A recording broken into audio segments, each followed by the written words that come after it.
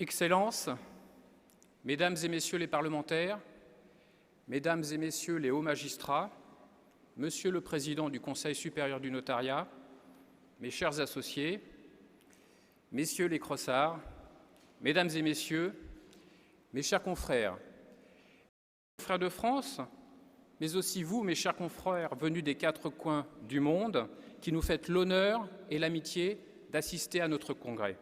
À tous, bienvenue à Bruxelles. Comment trouvez-vous le Figaro du jour? C'est comment trouvez-vous le monde d'aujourd'hui? Le trouvez-vous comme moi, difficile à lire, difficile à déchiffrer? Mais avez-vous conscience que nous, notaires, nous ne sommes certainement pas les nouveaux observateurs de ces sociétés, de nos sociétés, mais nous en sommes les observateurs privilégiés? Parce que tous les jours, c'est le monde entier que nous rencontrons. Nous recevons dans nos études de plus en plus de non-résidents, mais également des résidents aux prises avec leurs éléments d'extranéité, patrimoniaux ou familiaux. Et puisque nous sommes des spectateurs et des acteurs privilégiés, il nous est offert la possibilité, l'opportunité de comprendre ce monde. De nombreux philosophes, de nombreux politiques, juristes, économistes ont proposé des analyses de notre monde contemporain. Mais le notariat, de par son statut et de par sa fonction, est tout autant légitime à apporter sa contribution à la compréhension de notre monde. Et ce, par le prisme du droit international privé, dont nous sommes, pour reprendre l'expression du professeur Franciszkakis, les opérateurs pacifiques. Et qu'est-ce que le droit international privé, si ce n'est par nature un terrain de conflit? Conflit entre les lois, conflit entre les juridictions, conflit entre les doctrines. Mais plus largement, le droit international privé n'est-il pas un révélateur des conflits d'identité? C'est sous cet angle des identités que je vais axer mon propos ce matin. Le monde d'aujourd'hui. Parmi les grilles de lecture qui ont été proposées pour expliquer notre monde, celle proposée par David Goodhart, qui est un économiste britannique, est très convaincante. Il fait une distinction entre les anywhere et les somewhere. Les anywhere, ce sont les gens qui sont favorables à la mondialisation parce qu'elle leur est profitable.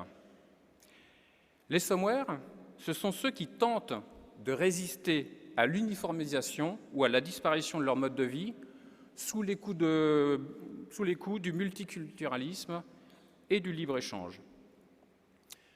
Les anywhere sont à l'aise avec le changement car ils ont une identité portative qui leur permet de se sentir partout à l'aise dans le monde. Alors que les somewhere, eux, ont une identité prescrite. Ils redoutent la mondialisation. Ils ont le sentiment de ne pas être compris par les élites. Et Hubert Védrine, que nous aurons l'occasion, le plaisir et la chance même d'écouter mercredi, ne dit pas autre chose lorsqu'il dit que les élites doivent écouter les demandes d'identité, de souveraineté et de sécurité des peuples. Ce clivage, somewhere, anywhere, serait de nature à expliquer le résultat de certaines élections de par le monde. Des résultats qui seraient en revanche des somewhere sur les anywhere. Et il y a donc aujourd'hui un trio d'identités qui seraient en présence. Les identités portatives, celles qui se jouent des frontières, les identités prescrites, celles qui redoutent la mondialisation, et les identités collectives, c'est-à-dire les souverainetés. Et ces identités collectives sont malmenées par les identités prescrites qui se rebellent contre elles parce qu'elles ne les protègent pas assez des excès de la mondialisation, mais aussi parce que ces souverainetés sont contrôlées par les anywhere qui ont la main mise sur le système politico-médiatique. La communauté juridique a également proposé des analyses. Ainsi, la crise des souverainetés serait le résultat d'un double mouvement. Le premier de ces mouvements est la perte de pouvoir de nos élus au profit de pouvoirs économiques et juridictionnels ou d'instances supranationales. Le second de ces mouvements est la désagrégation de la société politique qui s'opère par la fragmentation de l'intérêt collectif et une hypertrophie des droits individuels. Les droits fondamentaux, tels que conçus aujourd'hui, iraient à l'encontre des souverainetés, à l'encontre des identités collectives. Les droits fondamentaux, à l'origine, ont été pensés pour protéger le citoyen de l'oppression qui peut résulter de l'exercice du pouvoir politique. C'est la libération de l'humanité et pas que le dimanche. Aujourd'hui, ces droits fondamentaux se traduisent par la revendication du faire du désir individuel de chacun une règle de vie commune. Il en est ainsi, par exemple, de l'état civil. En effet, aujourd'hui, chacun peut choisir son sexe et c'est un droit fondamental. Le désir de chacun passe avant les exigences de la vie en commun et c'est une source de décomposition du collectif. Ce vide laisse place à une recomposition autour de communautés, de micro-sociétés qui se forment autour de la religion, de l'orientation sexuelle ou du genre. Et cela rend impossible la formulation d'un intérêt général susceptible de s'imposer aux intérêts individuels. En substance, notre monde se caractérise par l'émergence d'identités individuelles antagonistes, avec schématiquement, d'un côté, les identités prescrites et inscrites dans un territoire, et de l'autre côté, des identités portatives qui franchissent au gré de leurs envies et de leurs intérêts les frontières. Et la rivalité de ces identités fragilise, fragmente les souverainetés. Alors on peut légitimement s'inquiéter et savoir qu'est-ce que sera notre monde de demain. Mais ces questions sont-elles si là ? Le monde d'hier. Dans quelques jours, nous allons fêter le bicentenaire d'une loi qui a aboli le droit de domaine en France. Dit autrement, lors de la promulgation de notre Code civil, un étranger ne pouvait pas venir à une succession en France. Ce simple rappel montre à quel point nos sociétés évoluent rapidement.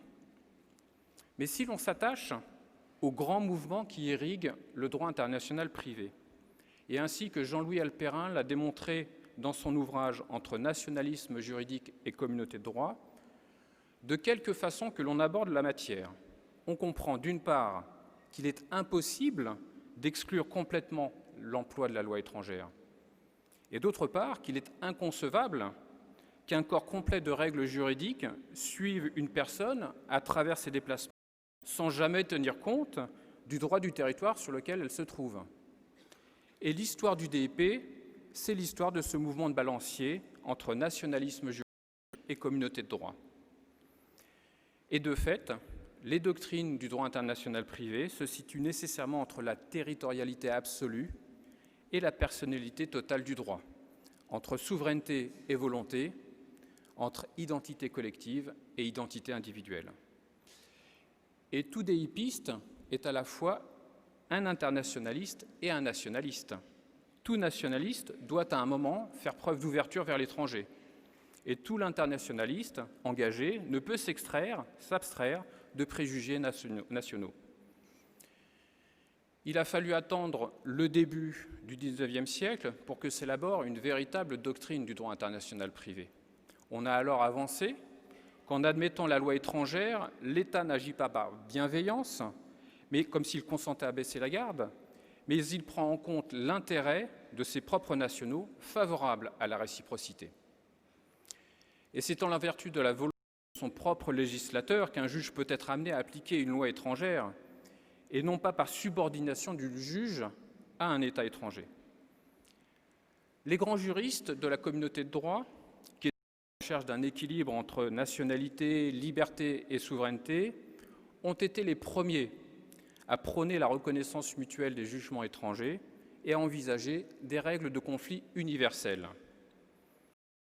Puis, le droit international privé a commencé à être irrigué par des textes d'origine nationale ou internationale. Ainsi, de nombreux pays ont codifié leur droit international privé. Mais la France n'y est pas parvenue malgré plusieurs projets qui n'ont pas abouti, faute alors de volonté politique. Et pour ce qui est des textes internationaux, comment ne pas parler de la conférence de La Haye? Cette conférence, qui est née en 1892, et les 13 États qui la composaient alors, les États européens, ces États rejetaient le nationalisme juridique et considéraient que le DIP s'imposait aux États parce que les États sont soumis au respect d'un principe supérieur de justice découlant d'une communauté de droit. La conférence de La Haye a élaboré un grand nombre de projets et de conventions, dont 25 sont entrés en vigueur, mais peu d'États sont liés, de sorte que l'on est en présence d'un droit à géométrie variable. D'autres accords internationaux ont également pris naissance, comme par exemple la Convention de Vienne de 1980 sur le commerce international. Et le DIP est alors un labyrinthe d'accords adoptés au cas par cas par un nombre variable d'États qui, au surplus, leur donne parfois une interprétation divergente. Mais ce qu'il faut retenir, c'est que la part du droit international privé d'origine internationale n'a cessé de progresser au fil du temps. Et l'Union européenne apparaît. Elle développe un ordre juridique propre, commun à tous les membres de l'Union, qui l'intègrent dans leur propre système. Et si on fait un pas de côté, et je reviens sinon vous ne m'entendrez plus, pour observer ce que représente la construction européenne dans l'histoire du droit, eh bien on est en présence d'un cas unique de transformation des souverainetés nationales pour aboutir à une souveraineté collective dans un cadre pacifique. En quelque sorte, une transformation des identités collectives, ou à tout le moins, une extension des identités collectives nationales. Le paradoxe, c'est que l'Europe est décriée en son sein même, mais qu'à l'extérieur, elle est une leçon d'intelligence collective et elle pèse face à d'autres puissances grâce à sa capacité à rester unie dans la diversité et on peut même dire à rester unie dans l'adversité. Et c'est un grand honneur que d'accueillir en début d'après-midi le premier magistrat européen en la personne du président Koen Lenaerts qui viendra nous rejoindre pour ouvrir nos travaux à 14h. Lors des débats doctrinaux passés, les opposants à la communauté de droit considéraient que celle-ci était une utopie parce qu'il n'y avait pas de juge suprême. Aujourd'hui, le juge suprême existe et nous le rencontrerons en chair et en os à 14h. Et il est la preuve vivante que la communauté de droit existe aussi. Cette communauté de droit est une expression de la culture juridique européenne, de l'identité européenne. Mais on a vu qu'aujourd'hui, les souverainetés sont menacées par les identités individuelles. Comment les choses sont-elles susceptibles d'évoluer?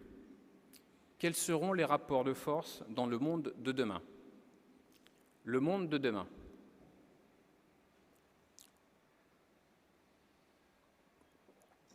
Nombreux sont ceux qui dénoncent les excès de la prééminence des identités individuelles.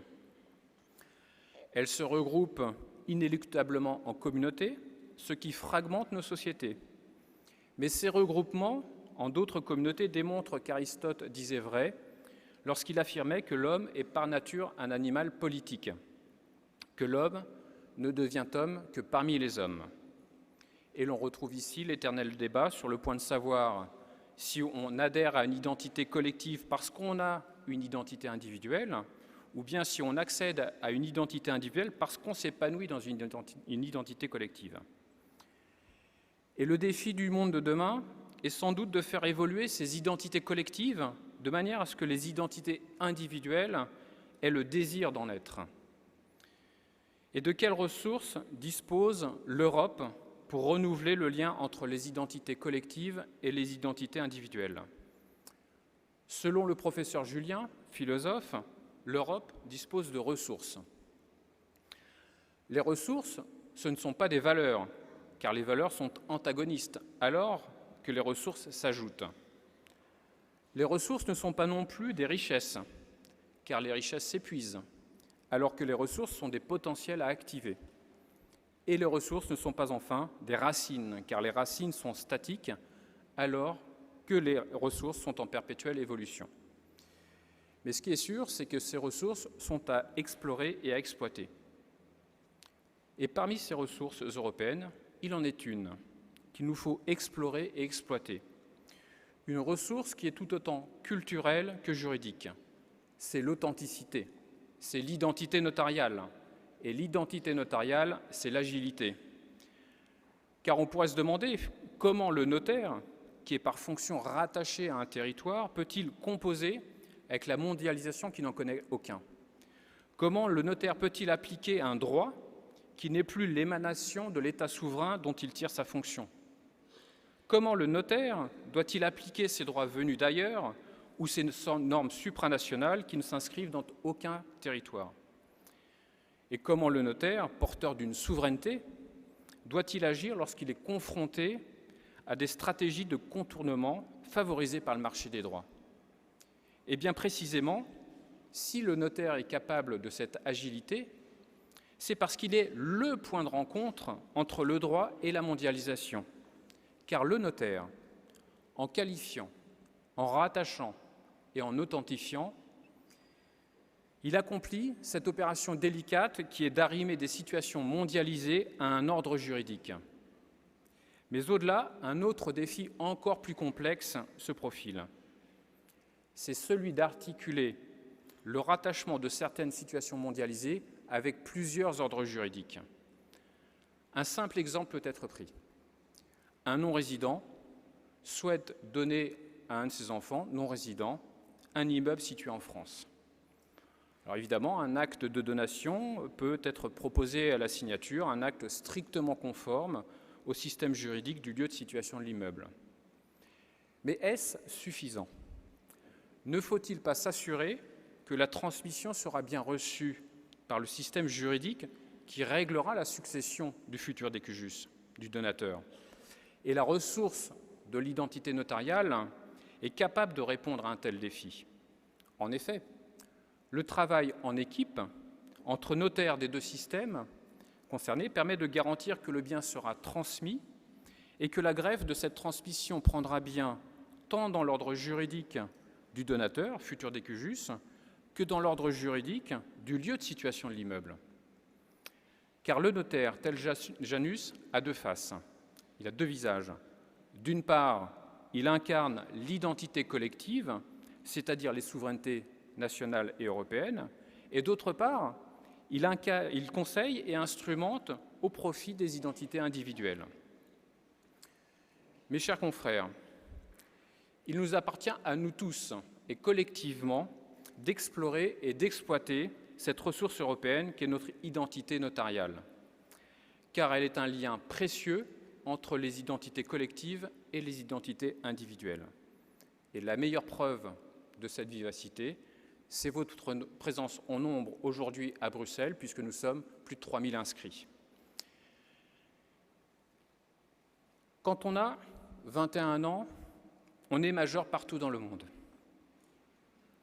Alors permettez-moi de souhaiter un anniversaire internationalement majeur à Victoire, ma fille unique, qui précisément a 21 ans aujourd'hui et qui me fait le cadeau d'être présente dans la salle.